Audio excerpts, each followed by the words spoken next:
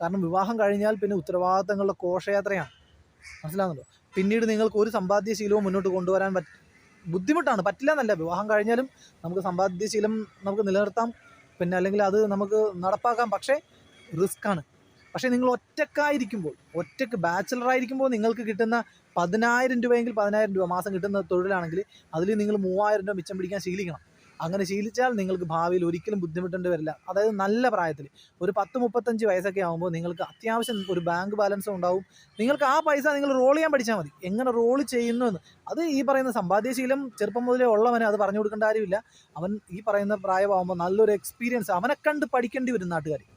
മനസ്സിലായോ? അപ്പോൾ ഞാൻ പറഞ്ഞു വരുന്നത് വെച്ചാൽ 22-23 വയസ്സെന്ന് പറഞ്ഞാൽ ആ പ്രായം മുതൽ അങ്ങോട്ട് നമ്മുടെ വിവാഹ ജീവിതം വരെയുള്ള കാലഘട്ടം, നിങ്ങൾ സിംഗിളായിരിക്കുന്ന കാലഘട്ടമാണ്. അത് നിങ്ങളെ സംബന്ധിച്ച് ഗോൾഡൻ ഏജാണ്. അപ്പോൾ ഈ പ്രായത്തിൽ ദയവ് ചെയ്ത് നിങ്ങൾ ഒരിക്കലും നഷ്ടപ്പെടുത്താതെ, നശിച്ചു പോകാതെ, പണമാണെങ്കിലും വിദ്യാഭ്യാസമാണെങ്കിലും അല്ലെങ്കിൽ ഒരു ജോബാണെങ്കിലും നിങ്ങൾക്ക് കിട്ടുന്നതിൽ നിങ്ങൾ ഏറ്റവും മികച്ചതാകാൻ ശ്രമിക്കേണ്ട പ്രായമാണത്. സമ്പാദ്യശീലം വർദ്ധിപ്പിക്കേണ്ട പ്രായമാണ്. ഈ സമയത്ത് ഞാൻ പറഞ്ഞില്ലേ, അല്ലറ പൈസയായിട്ട് പലിശ കൊടുത്താലും മതി. ഈ സമയത്ത് തുടങ്ങിക്കഴിഞ്ഞാൽ നിങ്ങൾക്കൊരു 10-30 വയസ്സൊക്കെ ആകുമ്പോൾ നല്ല വിപുലീകരിച്ച് നല്ല ഒരുപാട് വരുമാനം കിട്ടുന്ന ഒരു ഒരു സാമ്രാജ്യം കെട്ടിപ്പടുക്കാൻ പറ്റും. മനസ്സിലാകുന്നുണ്ടോ? അപ്പോൾ ഈ ഒരു വീഡിയോ ഞാൻ ചെയ്തതിൻ്റെ കാരണം എന്ന് പറഞ്ഞാൽ എനിക്ക് നഷ്ടപ്പെട്ടു പോയത്, എനിക്ക് എൻ്റെ മനസ്സിൽ തോന്നിയ ഒരു കുറ്റബോധം, അല്ലെങ്കിൽ 22-23 വയസ്സെന്നൊക്കെ പറഞ്ഞാൽ ഞാൻ പറഞ്ഞില്ലേ, എനിക്ക് അന്ന് ജോലി ചെയ്ത് കിട്ടിയിരുന്ന പൈസയൊക്കെ ഞാൻ നശിപ്പിച്ചിട്ടുണ്ട് ഒരുപാട്. ആ നഷ്ടബോധങ്ങൾ എന്നെ അലട്ടിയത് കൊണ്ടാണ് ഞാൻ ഇങ്ങനൊരു വീഡിയോ ഇടുന്നത്. ഒരുപക്ഷെ എൻ്റെ ഈ വീഡിയോ കേട്ടിട്ട് ആർക്കെങ്കിലും ഇത്തരം ഒരു ചിന്ത വന്നാൽ, ഒരു സമ്പാദ്യശീലം വന്നാൽ അതെൻ്റെ വിജയമാണ്. എൻ്റെ മാത്രമല്ല, ആ ചിന്തിക്കുന്ന ആളുടെ വിജയം കൂടിയാണത്. അയാൾ ഭാവിയിൽ കഷ്ടപ്പെടേണ്ടി വരില്ല.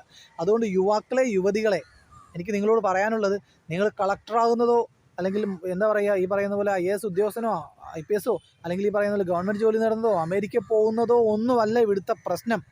നിങ്ങൾ സമൂസ വിറ്റാലും, ഒരു 10 രൂപയുടെ ചായയാണ് വിൽക്കുന്നതെങ്കിൽ ആ ചായ വിറ്റാലും ആ ചായ വിറ്റ പണം നിങ്ങൾ എങ്ങനെ വിനിയോഗിക്കുന്നു എന്നുള്ളതാണ് ഇവിടുത്തെ പ്രശ്നം.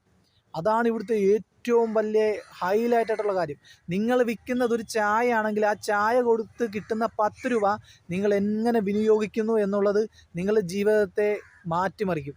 നിങ്ങൾ ആ 10 രൂപ കൂടെ കടം മേടിച്ച് നിങ്ങൾ ചിലവാക്കാനാണ് ശ്രമിക്കുന്നതെങ്കിൽ നിങ്ങൾ വലിയൊരു കടക്കാനായി മാറും. നമുക്കറിയാം പലതുള്ളി പെരുവെള്ളം എന്നാണ്. അതുപോലെ തന്നെയാണ് പലതുള്ളി ചെറിയ കടങ്ങളാണ് പിന്നീട് വലിയ ഭാരിച്ച കടങ്ങളായിട്ട് മാറുന്നത്.